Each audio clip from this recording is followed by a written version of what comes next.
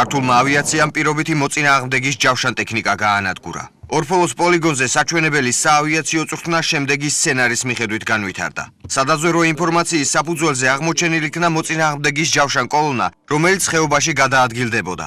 კოლონის გასანადგურებლად ავიაციის გამოყენების ბრძანება გაიცა. პირველი იერიში Su-25 სკორპიონებმა იგივე მიმინოებმა მიიტანეს.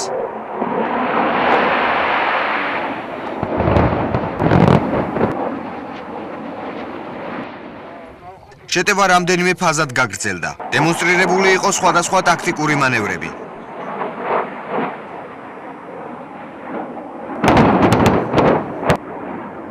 მოიერიშეების შემდეგ ბრძოლაში ვერტფრენების შერეული რგოლი ჩაერთო. Mi-24-მა მოწინააღმდეგეს მართვადი და უმართავი რაკეტები ესროლეს. რაკეტების შემდეგ ცეცხლი ტყვიან ფქვევიდანაც გაიხსნა. საბრძოლო მარაგის ამოწურვის შემდეგ Mi-24-ები ბრძოლის ველიდან გავიდნენ. ამის შემდეგ პირველად ქართული ავიაციის ისტორიაში მოიერიშის ფუნქცია მირვა ტიპის შვეულმფრენებმა შეასრულეს და მოწინააღმდეგეს საბოლოო გამანადგურებელი დარტყმა მიაყენეს.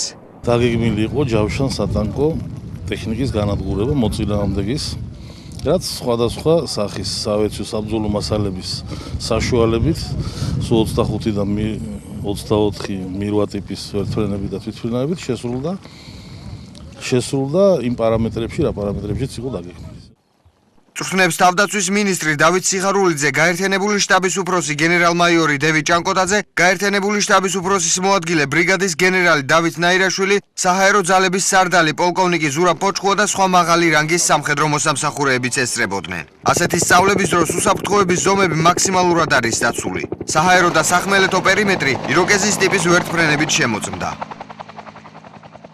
დღეს ჩატარდა სწავლებები სამხედრო საჰაერო ძალების